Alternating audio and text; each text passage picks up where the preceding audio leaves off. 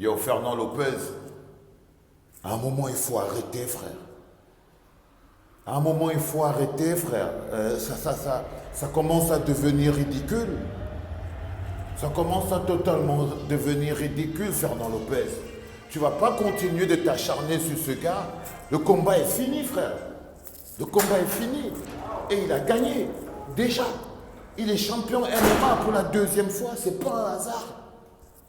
Pour ceux qui ne savent pas qui est Fernand Lopez, Fernand Lopez, c'est l'ancien coach de Francis Xavier Ngannou, le prédateur.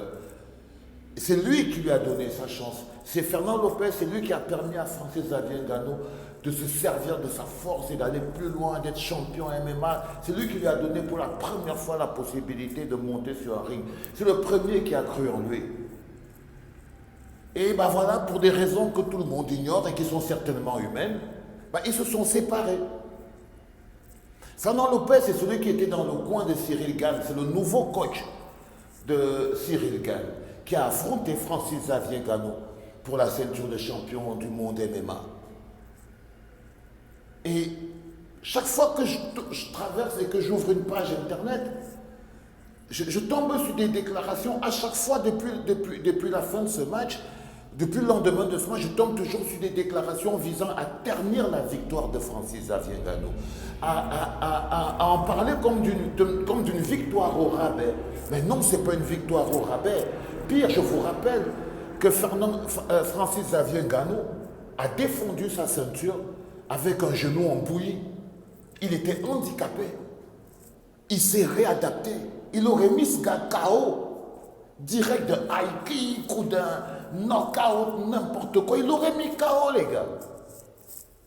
Il aurait aussi pu abandonner en se disant, je joue très gros dans ce combat. J'ai mal à la jambe, j'ai le genou qui ne tient pas, je ne peux pas risquer ma ceinture. Non, non, non, il ne s'est pas débiné.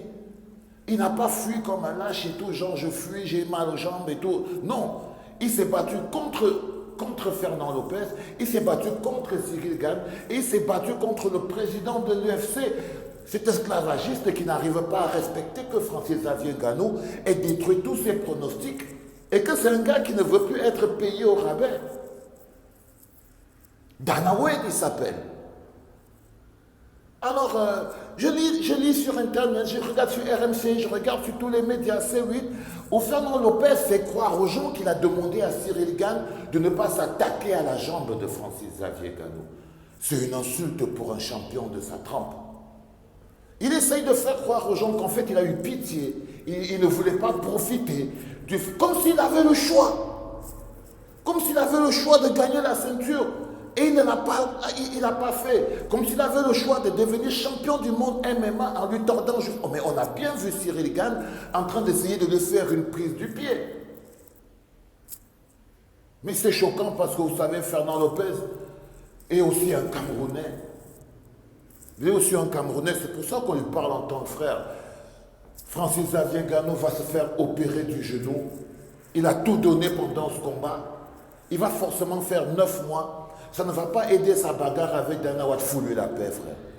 Fous-lui la paix. Fous-lui la paix à ce gars.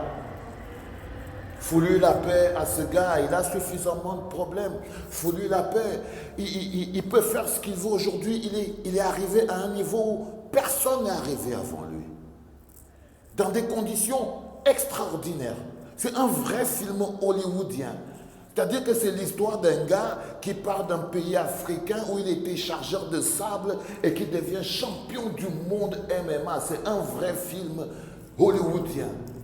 Ne salis pas le film de ce gars.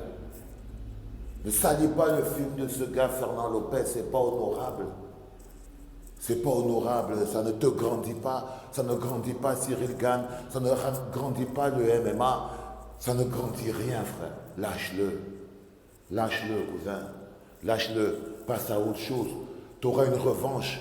Tu auras certainement une revanche. Peut-être même qu'il n'y aura pas de revanche. Il sera certainement un jour champion du monde, Cyril Gane.